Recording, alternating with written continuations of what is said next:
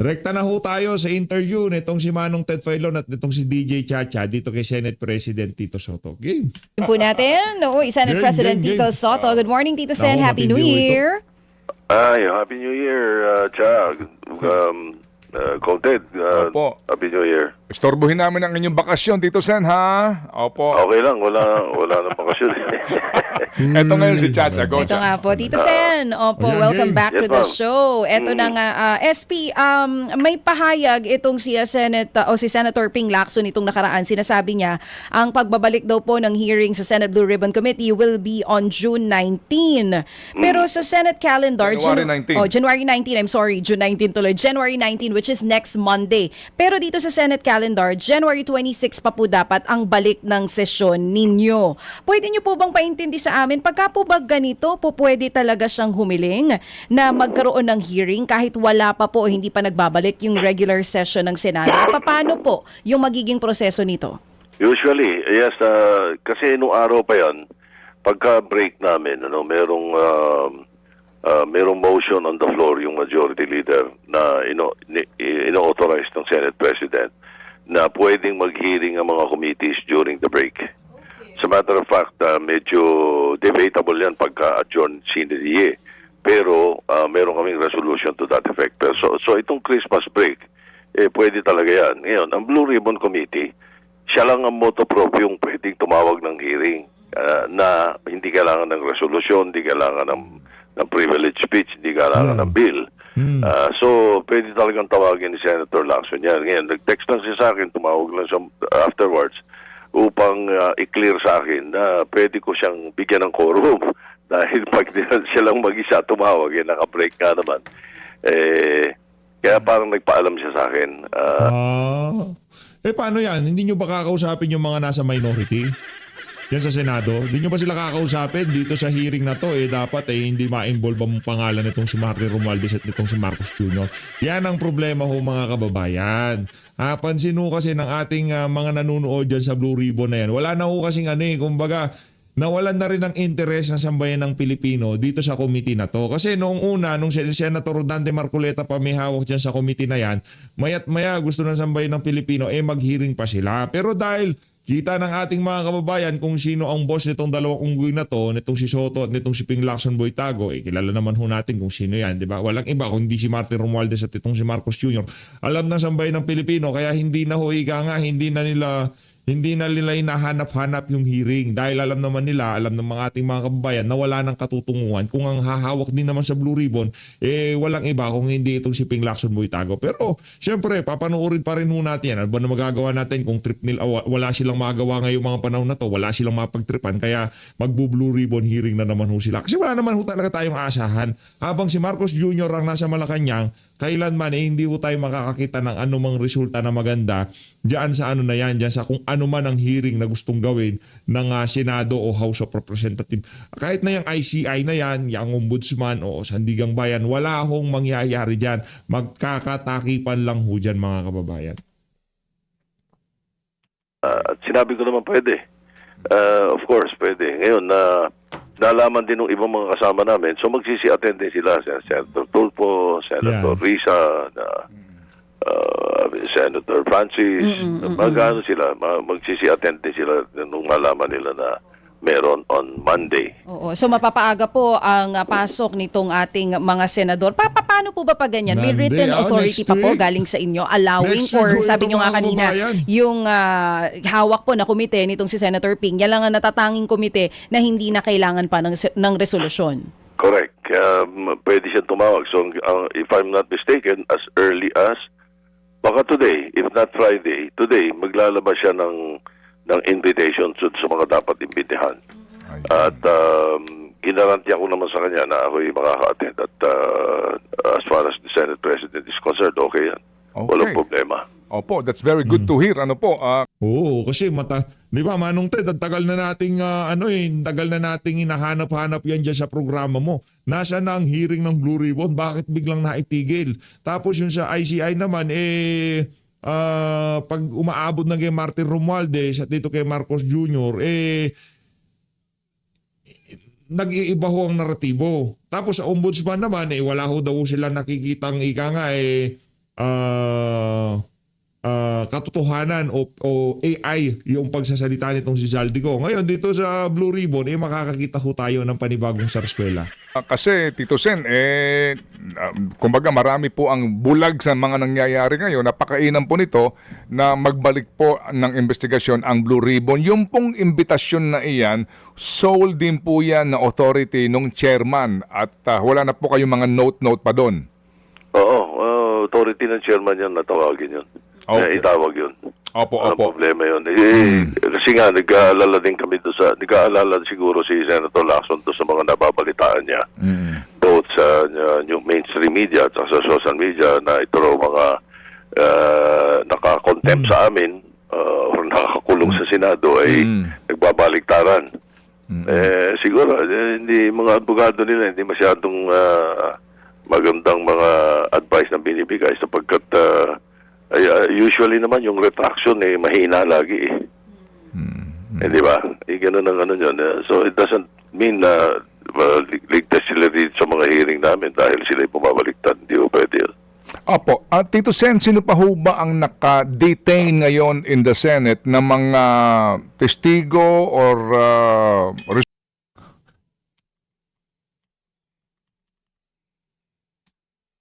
resource? Kinakabahan daw ho kasi nagbabaliktaran nag-iiba yung naratibo kasi pagka nangyari ho yun mga kababayan, talagang ang mangyayari doon sa nangyaring testimonya nila, doon sa nagdaang hearing ng Blue Ribbon, masyado silang mapaghahalata na talagang tinuruan o tinakot lamang itong mga nakadetain na to ngayon diyan sa Senado kung ano man ang sinabi nila sa mga nagdang hearing ng Blue Ribbon Committee. Naku, gumaganda lamang. Person sa issue po ng flood control scandal? Si Carly Discaya, si Alcantara, si Hernandez at saka si Hernandez at si Mendoza. Silang apat ang naka-confine pa rin doon sa Senate. As a matter of fact, nung Christmas, nung humihingi sila ng paalam na kung pwede raw sila makauwi ng Noche Buena at babalik daw sila, di ganun kadali yun no? So, pinayagan ko na lang makipagmisa sa loob ng Senado yung kanilang mga pamilya. Magkaroon ng misa. Opo. Yan ho Ano bang... pa sila? Meron kaming may pinalabas na si Senator Francis Pangilinan na mga nakakontempt ng DA. Pero pinalabas na yun before Christmas Opo. Yung doon sa kanya namang komite sa agriculture, ano po? sa agriculture, Opo. Dito po kila Alcantara, sir, hindi ano ang bawal sa kanila? Sino lang ho ang pwedeng dumalaw sa kanila while in detention? Mga abogado lang at saka yung close family, asawa, anak. Wala na pong ibang papayagan, no? Walang papayagan. As a matter of fact, mahigpit ang bili namin doon sa USAA. Kasi baka pagbintangan dahil lang doon sa Senate. Di ba nung araw parang umiilag sila sa Senado. Di ba? Huwag daw doon. Pagkaraan kasi daw, baka daw, ewan ko kasi ang sanggaling yung bintang na yun, baka raw kausapin ng mga senador. Hindi ko na mapapayagan yun. Opo. So dito po kila Alcantara, Galing sa mga congressman, yung mga siraulong congressman, galing sa kanila yun. walang senador na pwede o staff ng senador na maaring dumiretso sa kanila. Wala, bawal yun. At saka kung magsusumbong sa akin yung sigurado yung Sergeant at Arms o yung mga tao nila doon. At may CCTV. May CCTV lahat yung area na yun. Opo. Kaya madaling patunayan kung may nagpuntang senador doon or staff nila. Okay. Ngayon, sir, dito nga kaninyo, no, inyo ho bang nakita, nabasa, o napanood yung sinasabi na recantation na affidavit nitong si Alcantara, submitted umano noong Enero 5 sa DOJ na binabawi ang lahat ng kanyang mga sinabi? Paano yung 100 plus million na binigay niya, babawain din niya? Nako! Hindi ganun kadali yun Hindi madaling, ewan ko, hindi ko pa nababasa actually hindi ko pa nakikita yung sinasabing recantation na papunta ako sa opisina ngayong tanghali. Titignan ko kung merong kopyang binigay sa amin. Pero so far, sa news ko pa lang nabalitaan eh. Opo, opo. Pero ito pong sila Alcantara, if you recall, humarap sila in the Senate at even before basahin yung kanyang sinumpaang salaysay, opo, meron pa siyang mga paunang statement na sinasabi, di ba, kesyo galing sa puso, mga ganun pong mga... lahat po iyon, on record at yung kanyang at ang inyong kopya ng kanyang sinumpaang salaysay, duly notarized po, everything is above board. Yes. Oo, everything is above board. Ewan ko itong sinasabing recantation. But again, as I said, no, ang mga experience ko nung araw pa hanggang ngayon, yung recantation, napakahina. Kahit sa husgado, laging matibay yung unang statement eh. Opo, opo. Sige po. Sige. So, Tito Sen, ito pong hearing na ito, more or less po, may quorum na po tayo. Nakakagarantiya po tayo doon for Monday next week. Oo, kasi ang, guaranteed na attend ako eh. So may quorum na kagad si Senator Lacson kasi, di ba, ang ginawa nating rule nung araw pa is basta't may kasama yung chairman. May quorum. Opo. Unless may question, no? Wait, doon dalawa lang kami, sino kay question. Pero attend sila eh. Attend dyan. Yung mga Tulpo brothers. Kailangan yan eh. Anak ng taon, media mileage yan eh. Di ba? Itong si Raffy Tulpo, tatakbo pa yan sa 2028. Kasi kung hindi naman siya kita naman sa survey, hindi naman siya gusto ng ating mga kababayan na maging presidente. So, malamang sa malamang, lang yan, tatakbo ulit na maging senador sa 2028. Hintayin niya lang matapos tong si BP Sara, doon siya papasok sa eksena. Ganun ba? Ganun ba ang plano nitong mga Tulpo na to? Kasi ito naman si Erwin Tulpo, hindi pwede. Hindi pwede si Erwin Tulpo kahit Vice President. Naku, mayayari ho yan. Balagbagan ho talaga mangyayari dyan mga kababayan. Kahit hindi siya si Raffy Tulpo, yung Tulpo brand of leadership na ginawa ng kapatid niyang si Raffy, madadamay ho si Erwin doon. Kasi tingnan niyo ho mga kababayan, kaya nanalo itong mga Tulpo na to, meron silang yung branding nila na matapang, walang inuurungan, lahat talagang nakikipagbardagulan. Anak ng tawa, barangay tanod at security guard lang ho pala ang kaya, di ba? Kaya ngayon, itong si Erwin Tulpo, nakita niyo naman ho doon sa kanyang pinakahuling press con. Kitang-kita ho doon yung kanyang yung hinahanap na kalidad na pagiging senador ng sambayan ng Pilipino, hindi ho natin nakikita sa kanya ngayong mga panahon na to. Kaya kung sakaling tumakbo yung mga yan sa 2028 ng mas mataas na pwesto, sigurado, wala hong hindi ho yan naaabot dito kay BP Sara. Malayo. Ang gagawin nila, gagamitin nilang panggulo itong mga Tulpo para mahati ang boto dyan sa Mindanao, ganon. Dyan sa Davao, malabo hong mangyari yun mga kababayan. Hindi pa pinapanganak ang tatalo sa mga Duterte sa Davao City. Okay? Sinasabi ko na ho sa inyo yan mga kababayan. Hindi pa pinapanganak ang tatalo sa mga Duterte dyan sa Mindanao. Okay? Maliwanag ho yun. Magkalinawan tayo dito. Lalo na pagka ang posisyon na tatakbuhan nila national tapos presidential, tipong 1-1 lang yung laban. Pagka Duterte, walang tatalo sa kanila dyan sa Mindanao. Tapos yung ligasiya nitong si dating Pangulong Rodrigo Duterte, nakatatak na yan sa kaisipan ng sambayan ng Pilipino.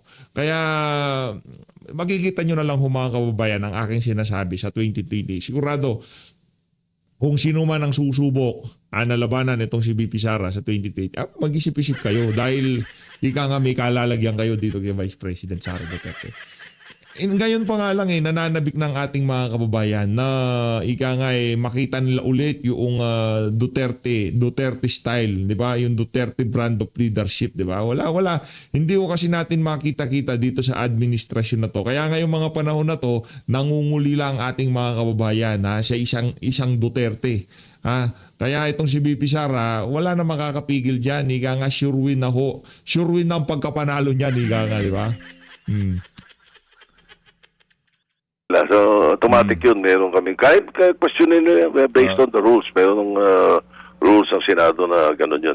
May quorum yun. Okay, sige po. Ito, magpahabol lang ako, Tito Sen, Opo, kasi mukhang may tampo si former Senator De Lima na wag daw siyang ikumpara kila Senator Bato at saka kay Ginoong Trillanes kasi yung daw involuntary ho naman daw kasi yung sa kanya ang sinasabi niya. Meron siyang may tampo doon sa inyong statement daw na inihahambing siya kay Senator Bato. Hindi naman namin inihahambing. Sinasabi ko lang yung tungkol sa sitwasyon. Huwag naman niyang ikatampo yun dahil it's merely nagkataon lang na dilema pangalan ng ginamit ko na yun. Sapagkat, pero hindi siya in particular. Okay. Ibig sabihin na ehemplo lang yun na nangyayari na hindi nakakapasok ang senador for whatever reason. Si Senator Lacson din Si Senator Lacson ilang buwan yun na hindi pumasok ng araw Wala naman akong narinig kay Senator Lacson na sabihin gano'n. Wala naman siya dapat ikatampo. Napakaliit na bagay nun. Opo. Kaya kumpare, yan lang yun. Kaya ehemplo lang yun. Ito naman kasi si Senator Leila de Lima, masyadong matampuhin Huwag kang masyadong matampuhin. Pambihira naman tong ali na to. Oo. Si Senator, kayo nga nakulong nga kayo dito sa sa Pilipinas Itong si Senator Bato de la Rosa, kung sakaling madakip siya, iba yung kahihinatnan niya. Diba? Kaya mas matindi kung sakali mang hindi pumasok itong si Senator Bato de la Rosa. Dapat kung mayroong makaintindi dyan, isa ho kayo dyan. Okay, pero sir, hanggang ngayon, wala pang paramdam si Senator Bato sa inyo mismo, ha? Wala pa Wala pa. Okay. Wala nung September ba yun, or October. Sige, kami po natawag na sa kanya Para kasing si Raulo tong si Boeing Remulla. Kaya si Boeing Remulla na yan, laki ho ng niyan. At laki ho ang atraso niya sa napakaraming Pilipinas. Hindi nga po makontak para nga sana makapanayam namin. O sige, so makikibalita kami, Tito Sen, kung sakasakali po. At kami po ay nagagalak, kami po ay natutuwa ng lubos na bubuksan po muli ang investigasyon para nga po doon sa update natin. Ang publiko ho kasi ngayon, parang after the holidays, wala na po tayong balita. Nasa na ba ang kaso? Si Bernardo ho ba nandidiyan pa? At ito nga po recantation naman ni Alcantara et al. Opo. Si Bernardo nasa DOJ, di ba? Opo, supposed to be. Sige, malaman natin lahat yan sa Lunes. Opo, salamat po na marami, Thank Tito you. Sen. Yes, sir. Thank you. Mabuhay. God bless. Thank you. Ito pong investigasyon kasi nga hindi po na natin alam ang mga nangyayari ngayon. Ang sinasabi nga ni SP Soto, today or malamang Friday ilalabas na ni Senator Ping kung sino mga iimbitahan. Ngayon daw yata po may ilalatag. Yun Okay, ang and then, sinasabi niya. pero sa isa pong panayam, binabanggit po ni Senator Ping na yun daw pong mga inimbitahan dati na hindi sumipot ay iimbitahan na at kapag hindi pa rin sumipot, hihiling sila. Ito na po. Hindi ko na natanong pero most likely po kapag arrest warrant na dapat pirmahan po ng Senate President. Klaro ho naman yun. Okay? Ganun pala yun. Opo, at, Natatangi pala ito, babing Senate kasi nga, Ribbon Committee, Kasi nga, ang katumbas niyan in the House ay yung Good Government Committee. Oo. So Moto proprio. kahit naka-break, kahit walang resolusyon, pwedeng magpatawag ng hearing. Opo. Ang kaibahan yan doon sa Committee on Accounts. Nito pong si Terry Ridon, hindi siya pwede magpatawag ng moto proprio. Kailangan ng approval yun ng House leadership. Just to clarify. Kapag Committee on Good Government, yun din po yung ang counterpart in the Senate. Ito po yung Blue Ribbon Committee. At muli po, salamat po ng marami dito po sa mangyayaring investigasyon na ito. Gusto natin malaman, ano ba? Although malamang ay mapayuhan na itong sila Boss Henry na I would like to invoke my right against self-incrimination. Pero maganda rin po na malaman natin ito hong katotohanan sa sinasabing recantation at maging yung update po dito po sa itong si Ginoong Bernardo kasi importanteng mga testigo po ito para po sa Estado. Kayo ba'y sabik na alaman ano na ang nangyayari. Kasi ang maging itong Sandigan Bayan na naglabas po ng warning sa mga panig na wag daw pag-usapan ito, wag pa interview sa media kasi meron na pong binabanggit na sub-judice rule na baka daw po kayo ma-contempt at ma-penalize kayo. Kung ganun po na may sub-judice, bawal ng pag-usapan ito, mag-interview tayo ng mga abogado sangkot ho dito, yung kanilang mga kliyente, Kung 10 years tayong tahimik dito. Naku naman, ang hirap naman yata nun. Baka sobrang sama na ng loob natin sa tagal nating mananahimik nun. Oo, wag ganon. Itong Sandigan Bayan, naglabas ng desisyon. Wag naman sana. Dito sa kaso po ni dating si Prospi. Tama? Si Prospi. I'm sorry, si Prospi. Si Pros. Alcala. Acquitted sa Sandigan Bayan, doon po sa Bawang Cartel issue. Ay talaga naman. Correct. Alam niyo yung mga buwelo ho nila. Kailan inilabas yung desisyon? Biyernes na naman? Weekend ulit. Ay talaga naman, ha? Pero ang tagal ha, bago naglabas ang desisyon. Kasi, tama ba, 2014 pa yata ito? Yes, parang doon din. Tagal ha? Parang doon din po sa panahon, mga kapatid naman din, noong pong mga pulis na nasangkot doon sa ghost purchase ng mga spare parts ng mga sasakyan ng mga pulis. Gano'n ulit katagal Ang yun? Sandigan Bayan din, inakwit po yung mga starring. Yung mga nasa ibaba ang siyang convicted. Ay talaga naman, good morning sa mga taga Sandigan Bayan. Kayo ho ba'y maaari pang sandigan ng bayan? O sandigan ng O kaya po, ang balita over the weekend at mamaya po let's see kung tayo po merong ang makakapanayam tungkol po sa isyong ito. Pero may sinasabi po si Senator Pamphilo Ping Lacson sa kanyang panayam po na maaari nga mangyari po ito na bigla pong magbabago na ang tono nung dating kumanta. At nagsabi po ng kanyang nalalaman at nagbanggit po ng mga pangalan na umano ay nakinabang sa kickbackan po sa proyekto po ng pamahalaan, partikular po sa DPWH flood control projects. Ang sabi niya, hindi naman stand-alone yan. So maaari daw po na tumayo pa rin ang kaso sa pamamagitan po ng ilang pang mga testimonya at mga dokumento at corroborative na mga statement. Pero sa kabilang banda ho naman, may question na po ngayon sa kredibilidad nito hong mga taong ito.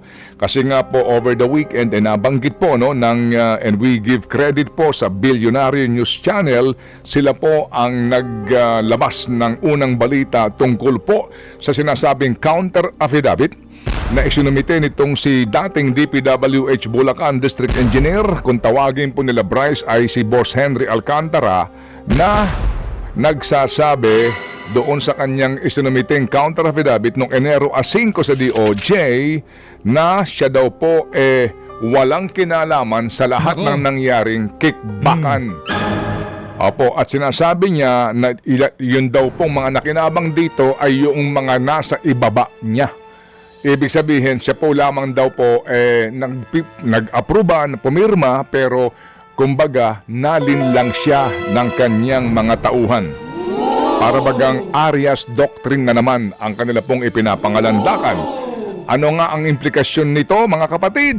Mamaya po, kung sakasakali tayo papalarin na magkaroon po ng panayam tungkol dito, pero maaari din po natin ito ipaliwanag painot-inot mamaya. Painot-inot lang. Oo, kasi meron paunti-unti tayong lang. inaabangan po na importanteng panayam. Oo, na kailangan din nating tutukan kasi nga po ngayon nasa crafting na po ang Department of Health nitong guidelines na gagamitin nga daw po para totally maiba na etong GLs or guarantee letters na ginagamit sa MAIFIP. Oo, salamat din po mga kapatid Opo, sa lahat po ng ating pong mga tagapakinig na hindi pa rin po lumulubay dito po sa isyong ito ng skandalo sa flood control projects ng DPWH. Ngayon po, ready na si Dr. Antonio Dans, ang spokesperson po ng Healthcare Professionals Alliance Against COVID-19. Actually, nabuo ho sila dahil nga sa COVID-19, pero ngayon po, sila po mga advocates po para sa tamang paggasta sa pera ng bayan sa usapin po ng mga programang pangkalusugan ng ating pong gobyerno. Girl? Good morning po, Dr. Antonio Dans. Good morning po and good morning to all your listeners. Welcome back to the show po sa inyo, Dr. Antonio Dans. Thank you for having us. Of course, it's a pleasure. Sir, ito nga po, nagbigay po ulit ng pahayag itong Department of Health na sa ilalim nga po nitong 2026 National Budget at ng anti-EPAL provision ng GAA po natin, ipagbabawal na daw po itong guarantee letters o GLs ng mga politiko, lalo na po sa government hospitals. Pero kayo po ba, ba, bilang isa po kayo sa talagang mga tumututol dito po sa pondo for MAIFIP, tinatawag nyo nga po itong health pork barrel na para po sa inyo at sa ilan pa nating mga budget watchdogs, nagpapalakas po nitong tinatawag nating patronage politics dito po sa ating bansa. Kayo po ba, Dr. Antonio Dans, sang-ayon dito sa sinasabi ng DOH na once matapos nila itong bagong guidelines for MAIFIP, maipapatupad talaga on the ground yung pag-epal nitong mga politiko o ito'y sa papel na naman? Ano pong tugon nyo dito? Well, so sa tingin namin mahirap kasi by nature yung MyFit discretionary siya. Hindi siya based on rules like PhilHealth na may rules kung anong sakit, may rule kung magkano, may rule kung yung magkanong iaambag ng mga tao at magkanong tatanggapin nila. Yung MyFit is discretionary. So yan, decision ng ating mga hospital personnel or sometimes politicians. So mahirap yan. Yung law, I think na-point out niya na maraming problem. Di ba yung words na hindi pwedeng involved ang politician, pero may except, di ba? Yung except kung meron silang supervision over the hospital. Alam naman natin na many hospitals are under the supervision of our politicians. At saka yun lang direct distribution. Ano bang ibig sabihin nun, di ba? So, mahihirapan silang tanggalin ng political patronage dyan. Pero ang gusto sabihin ng alliance is fundamentally flawed ang MyFIP. So kahit anong gawin mong implementing rules and regulation dyan, it has so many failures. In terms of yung pagbabayad sa mga pangangailangan ng tao, talagang it's a flawed system. We don't think mai-rescue yan ang pangit na batas, hindi yan marirescue ng kahit anong implementing rules and regulations. The word you use ay flawed at kahit anong sabihin na natin pag-tweak, pag-rebisa, pag-add ng provision dito para po sa inyo sa Healthcare Professional Alliance, hindi na po ito maisasaayos pa. Siguro para mas para mas maintindihan lang din ng mga nakikinig po sa atin ngayon, kasi meron din mga tao na talagang hindi naiintindihan na this is for political patronage. Yung iba na natutulungan po nitong GLs, disagree sila na aalisin po ito o may mga grupo na tumutuligsa dito sa MAIFIP. Bakit nga po ba mahihirapan ang DOH kahit palagyan po nila yan ng guidelines na bago sa implementation nitong anti-EPAL provision? What's happening on the ground, Doc? Well, so dalawang issue yon, no? Una, yung anti-EPAL provision, tanggalin yung politician. Pero isa lang kasi yon sa maraming problema with MyFIP. So kahit sabihin natin matanggal nila yan, hindi na kailangan ng guarantee letter. Halimbawa, ikukulong ang may penal provision. Sabihin na natin na mas maganda yung batas. Ikukulong ang mga gumawa ng guarantee letter o mga hospital na tumanggap nito. Kahit magawa nila yan, may problema ang MyFIP. Kasi alam nyo, ang MyFIP, tingnan nyo na lang yung pangalan, medical assistant siya. Hindi po siya insurance. Sa ating sa lahat ng mga countries na sumusubok na itupad itong universal healthcare, ang foundation insurance, hindi medical assistance. Kasi yung medical assistance, bibigay mo lang yan pag lumabas na yung pangangailangan, magmamakaawa yung mga pasyente, kailangan namin ng assistance, kulang ang pera namin, ang laki ng bill, no?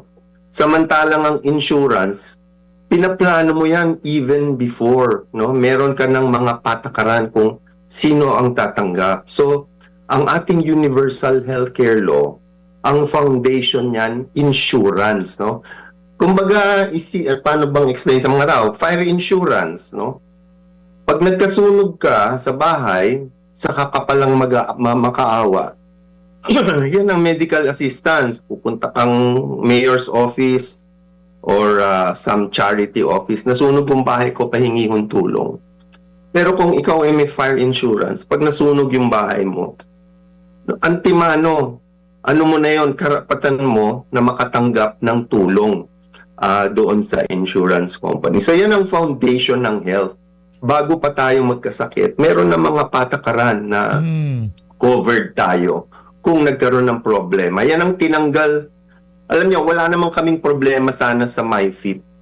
Kung sana, kasi ano bang mali sa medical assistance, kung sana sapat yung pondo ng PhilHealth, ang problema, obviously, yung pondo for MyFit, yung assistance, kinukuha galing sa PhilHealth insurance. So yan po yung fundamental flaw na kahit anong gawin nilang rules and regulations dyan, paano mong lulutasin yun? Assistance yan, hindi yan insurance. And nabanggit ko noon, in the past 3 years, mas malaki pa ang binigay sa assistance. Ang MyFit was 2 times bigger than the PhilHealth budget in the past 2 or 3 years. So, talagang napupunta sa assistance, which is, hindi natin matutupod ang universal healthcare kung ganyan mag-isip. Oo. Yes sir, nabanggit niyo po yung budget ng PhilHealth na kung ikukumpara natin sa MAIFIP over the past 3 years, mas malaki pa yung for assistance kesa sa insurance which is PhilHealth.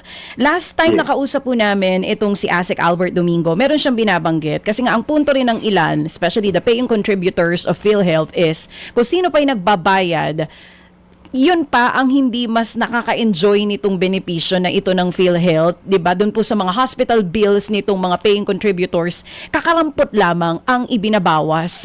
Hindi naman sa gusto natin na sa atin lang, pero yun nga, ang punto po dito is sana maging patas for the paying contributors. Ngayon, ang binabanggit ni ASEC Albert Domingo, aside dun sa ginagawa na po nila na guidelines for MAIFIP para di makaepal yung mga politiko, meron din daw po silang plano na ilunsad itong tinatawag na PhilHealth Plus, which ang target po nila is this year. Upgraded version daw po ito ng PhilHealth na mas malaki yung coverage para sa paying contributors. Ano po ang reaksyon nyo tungkol dyan? Well, so kung lalakihan ang benefits ng PhilHealth, syempre maganda yon kasi insurance-based na yon. So para sana clear sa mga tao yung kaibahan ng insurance medical assistance. Oo. Kaya lang, ang daming pangako sa PhilHealth Higher benefits, may PhilHealth Plus, may gamot, may yakap. Kung titingnan niyo yung mga nakakatanggap ng benefits na to, konti naman. No? At paano hindi magiging kaunti? Kulang yung budget ng PhilHealth, di ba? Magkano yung tingin nating yung computed namin na premium for insurance ng mga Pilipino na naghihirap is about 147 billion. 53 lang yung binigay na pondo. So, hindi ko alam saan nila kukunin lahat ng pera para sa lahat ng pangako na yan. Kailangan kung mangako, put your money where your mouth is, di ba? Ibig sabihin, lagyan mo ng budget yung mga sinasabi mo. Kung hindi pangako lang yan. Kasi matagal ng pangako yung universal healthcare. Hindi maitupad-tupad. Di ba? 2019 pa pinirmahan yung bill. Hanggang ngayon, hindi pa rin maitupad. At isang malaking problema dyan, kulang nga ang binibigay na budget ng ating gobyerno. So ang punto nyo, saan nila kukunin yung budget kung ngayon taon man i-implement itong PhilHealth Plus? That's actually a good point. Oo nga po. So sa madaling salita, ito na naman ay isang pangako na posibleng mapako. Yes. Kulang ng mga 90 billion ang insurance premiums natin. Tapos ang MyFit may 51 billion ba? Di ba? And in the past 2 years, 3 years, doble pa ang natanggap ng MyFit, no? Pataas ng pataas ang natatanggap ng MyFit. Paliit ng paliit ang budget ng PhilHealth. So, napupunta talaga sa assistance, no? Pag nagkasunog, sa kakapipila, hihingi ng tulong. Yan ang assistance. Ang insurance, karapatan mo na, kung parang fire insurance, kung nagkasunog, hindi ka na pipila, hindi ka na magmamakaawa, karapatan mong matulungan pag nagkaroon ng sunog. So, fire insurance, hindi fire assistance, medical insurance, hindi medical assistance lang ang kailangan ng taong bayan. Dr. Antonio Dans, kailan nagsimula yung ganito na parang disconnect? base po sa inyong pagkakatanda, na tila mas malaki pa yung naibibigay na tulong ng GLs compared sa PhilHealth, yung paying contributors na pag-iiwanan sa benepisyo na dapat ay natatanggap natin sa PhilHealth. Kailan ito nagsimula na parang ganito yung naging sitwasyon na at kailan mas lumala pa? Well, so nung 2022, pataas na ng pataas ang nakukuha ng MyFit, no? So, from 21 to 33 to 58 billion nung 2024, and then this year it was 41 billion. Ang PhilHealth budget, paliit ng paliit, from 2022, 80, naging 79, naging 40, and this year naging zero yung PhilHealth budget natin, no? Grabe. So kung may measure ninyo 120 billion ang nakuha ng PhilHealth in terms of budget allocation since 2023, ang MyFit 140, mga ganon ang nakuha nila. So 130, at doble halos ang nakuha ng MyFit compared to PhilHealth. Ulitin lang po natin yung figures. Tama po ba? Since 2022, 120 billion pesos yun nakuha nitong PhilHealth. And then for MyFit, magkano po ulit? 140 billion plus? Well, so since 2023, 120 ang nakuha ng PhilHealth sa budget allocation.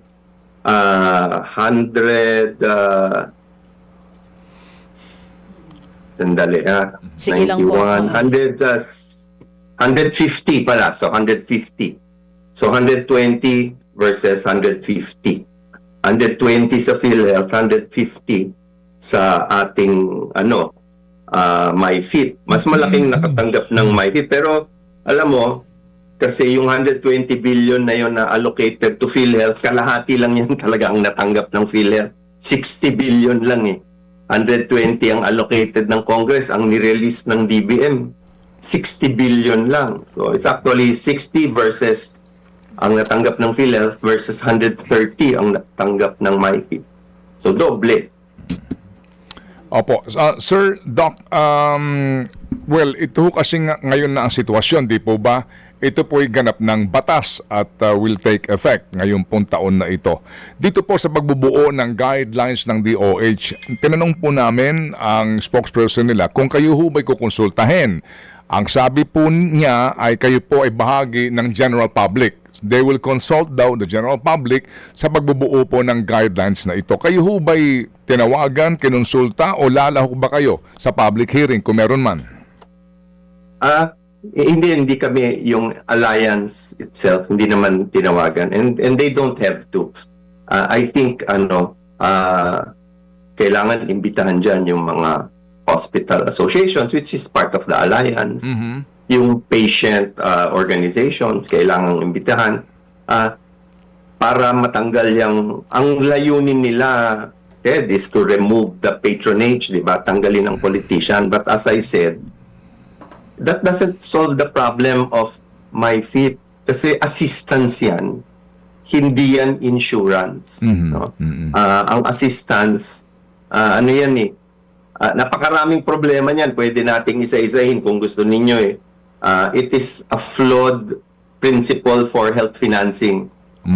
Hindi yan magandang, ilang dekada natin ginagawa yung medical assistance.